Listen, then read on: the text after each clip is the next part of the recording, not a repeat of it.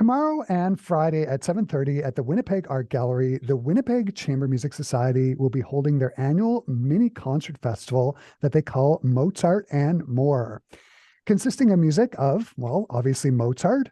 These performances will also feature music of Kodai, Shostakovich, Brahms, and Canadian composer Michael Osterley. Joining me here over Zoom to talk about Mozart and More, the 2023 edition, I am joined by the pianist for the Winnipeg Chamber Music Society, David Moroz. Hey, David, it's good to see you again. Hi there, Chris. Happy to be back.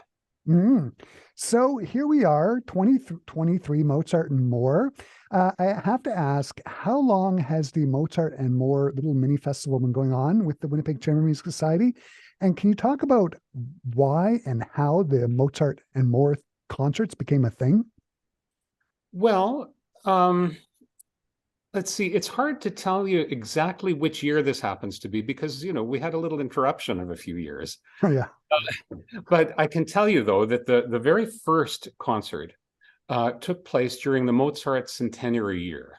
And you remember the 250th anniversary year, the whole world was going crazy for Mozart, and every concert was full of Mozart.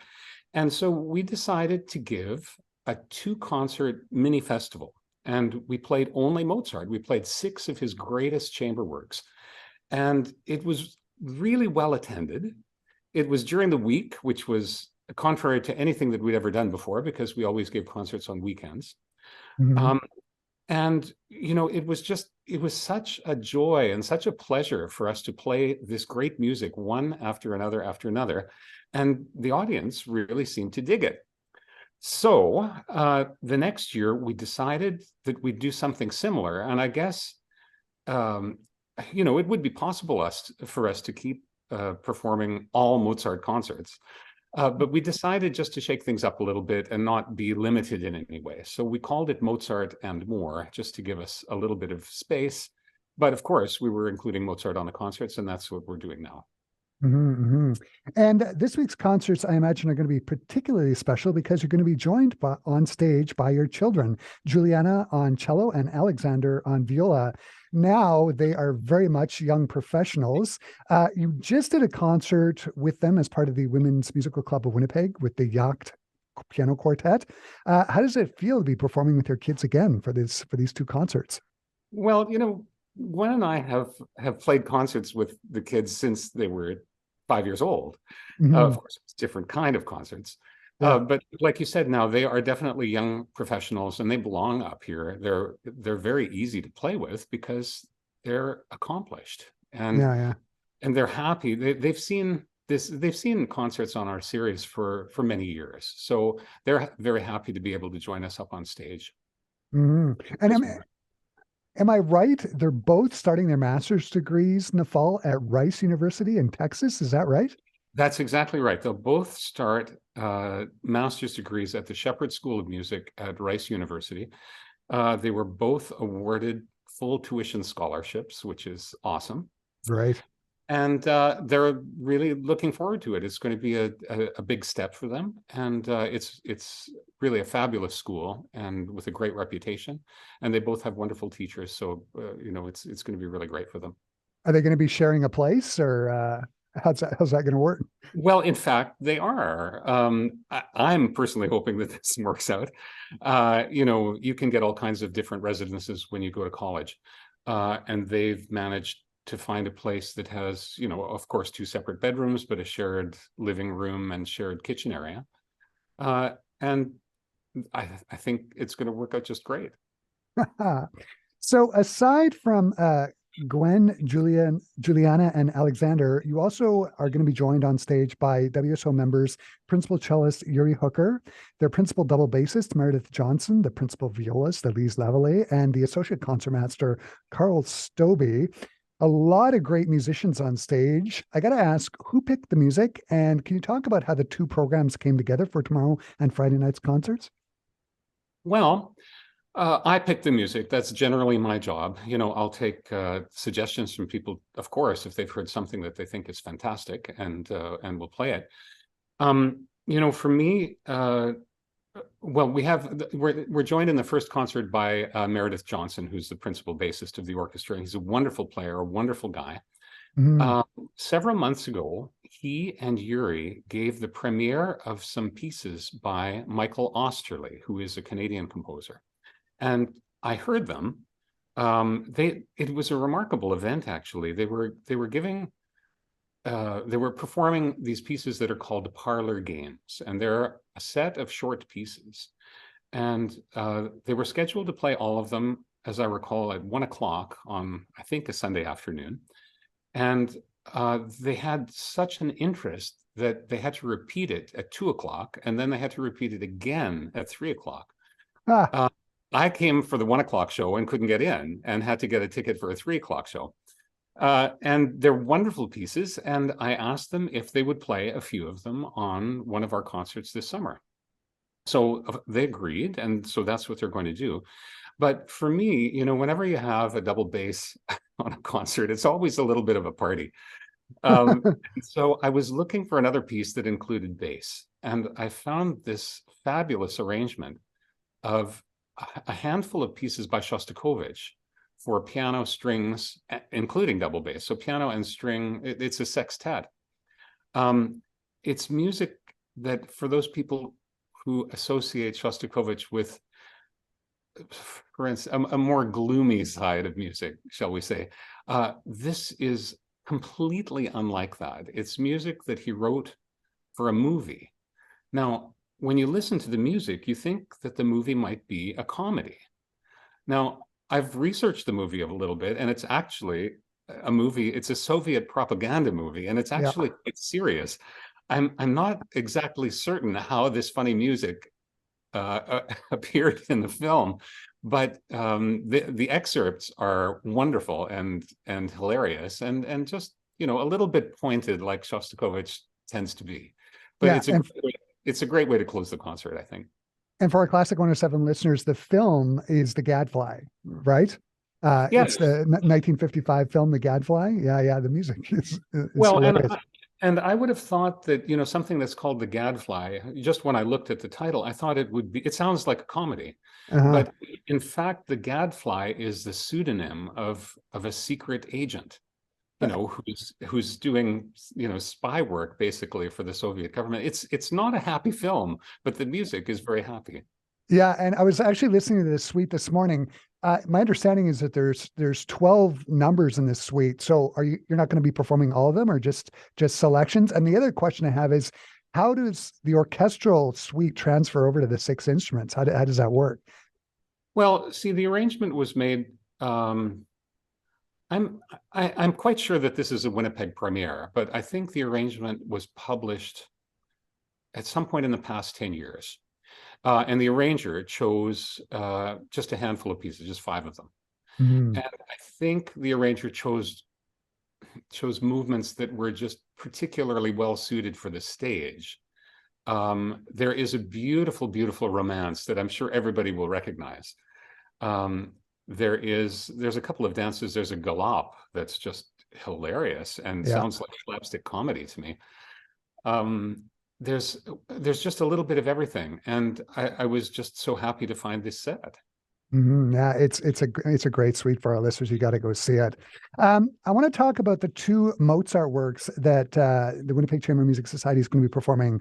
You're going to be doing Mozart's Piano Trio in G, which will be performed tomorrow night, and then you have Mozart's Second Piano Quartet in E flat, which is going to be performed on Friday night. Now, here I'm going to give a sort of a shameless name drop. I was interviewing a while ago the Norwegian pianist Leif Ove Ansnes about his album Mozart Momentum 1786.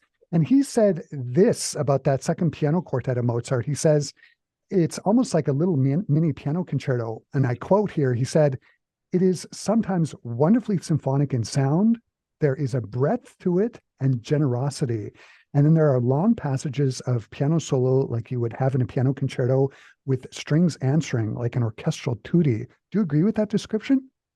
That's a very apt description. Mozart wrote 2 piano quartets, and he was the first one to write a piano quartet. It's an ensemble that nowadays we take very much for granted. It's a standard ensemble like a string quartet or a piano trio. Mm. But Mozart was the very first to write it. And when he wrote, well, a publisher asked him, of course, to try it, and Mozart Hofmeister, did try yeah. it. Yeah, so he tried it, Mm. and he wrote his first quartet, which is a complete masterpiece. I mean, Mm. it's perfect in every way. The publisher complained about it because one of the movements was in a minor key, and evidently the Viennese public did not care for music in the minor key. So the publisher instructed Mozart to change his approach. And, Mozart didn't take advice from other people terribly well. So basically he told the publisher to jump in a lake. And he was originally contracted to write 3 piano quartets. So Mozart canceled the contract after the first one, but the idea still intrigued him. And several months later, he wrote a second piano quartet, and it is equally perfect to the first piano quartet. But then he got involved in other projects, and since he wasn't writing it for any particular occasion, he just moved on. Mm. Mm. What for you as a pianist? What do you love about playing that second piano quartet? Well, I mean, there are a number of sort of structural similarities between the two quartets. I don't want to get into too much, analysis, because that's it's maybe a little too highfalutin. But Mm. and they both quartets have 3 movements. There are, I think the music is actually quite evenly divided, although perhaps that quotation about the second one having a little more of a concerto element is accurate. Mm. When you hear the two of them, if you ever have a chance to hear the two of them back to back, you'll hear great similarities, Mm. although they are very different works. Right, right. It's probably about the closest I'll get to playing a Mozart piano concerto in the next little while. So I'm always happy to play the E-flat quartet. And then you've got the piano trio in G, which was written just 2 years later. It was written in 1788. Is there any difference in the piano writing between the piano trio and the piano quartet for you? Or are they very similar? Well, yes, definitely. The writing is different, but the approach of the approach that Mozart took to the music is different. The E-flat piano quartet, as you said, it's very spacious. Mm-hmm. This G major piano trio is actually quite concentrated, and it's his very last piano trio. He wrote only 6, which is surprising because, well, surprising, I guess, because Mozart was quite a prolific composer. Mm-hmm. And, to only write 6 piano trios compared to Beethoven, who wrote 15, and Haydn, who wrote 30, it seems like there's only a few. But the piano trio that we're starting with, I think it's very focused. It's almost as if the 2 previous piano trios that Mozart had written were a little more experimental, and they're more broad, and they're longer pieces. This Mm-hmm. one, it's almost as if Mozart said, I've done my experimenting. Now I'm going to give you just the essentials of my style in this piano trio. And Mm-hmm. that's very much how I feel about this work. Right, right, right. There's also going to be a couple of string works on the programs. Tomorrow night, there's going to be the Kodai Serenade for 2 violins and viola, and then on the Friday night, they're going to be performing the second string sextet of Brahms. Do you know these works at all, and have you heard them rehearsed? I've heard them rehearsed, but only through a door, I guess. We've had rehearsals here, and they've been in the living room. They are, I mean, they're fantastic works. The Kodai Serenade is very rarely played. Kodai is a very interesting composer. He wasn't, there aren't as many works in his catalog as Bartók's, for instance, although the 2 of them were contemporaries, and also really the very first ethnomusicologists, that went out into the countryside collecting real folk tunes. Mm-hmm. The Kodai, it's a string trio, but at the same time, he titled it a serenade. And a serenade and a trio are 2 different animals. A serenade tends to be a little bit lighter Right. than a trio, and it was devised that way, 100 years ago, that the music would be just not lightweight, but just music that's not quite, not exploring quite as many serious musical issues. Mhm. Um, and that's maybe the kind of music that we tend to look at for our mini festival, is music that's a little bit lighter, uh, not necessarily, a Shostakovich quartet that we might play in the dead of winter, but but something like the Trout Quintet, which Sure. is, you know, something that people like to hear when the snow is melted and the grass is growing, and that sort of thing. David, the concerts on Wednesday and Friday at the Winnipeg Art Gallery sound like they're going to be just fantastic. Where can people go to get tickets? Well, of course, people can buy tickets at the door. You can visit our website and order tickets online via e-transfers. Um, there's a phone number that you can call. There's all kinds of different ways to buy tickets. I just recommend people to come down at 7 o'clock on Wednesday or Friday, and there'll be one there waiting for you. Perfect, perfect. I'm going to wrap the conversation up by asking, what can we expect for the 2023-24 season? I'm just thinking here specifically as a person who picks the music for the Winnipeg Chamber Music Society. Is there one piece of chamber music that you're just dying to get to the stage for next season? Oh my goodness. I, I haven't thought about that. Honestly, I haven't thought about that at all. Um, Usually we try and get one season under a season Yeah, under our belt before we think about what we're going to do next year. You know, the thing is, the chamber music repertoire is vast, huge. Yeah. and there are so many great works. Gosh, it's you you put me on the spot, and I haven't got an answer for you. I'm sorry, but I can guarantee you that we'll have the best players in town, Yes. and we'll be playing the greatest music ever written. So that's that's the best I can do. It sounds great. David, thanks for taking the time to talk to me today. All the best on Wednesday and Friday. I hope you and your family have a great summer, and I look forward to talking to you again, perhaps in the fall, about the Winnipeg Chamber Music Society's 2023-24 season. Thanks again. Thanks, Chris.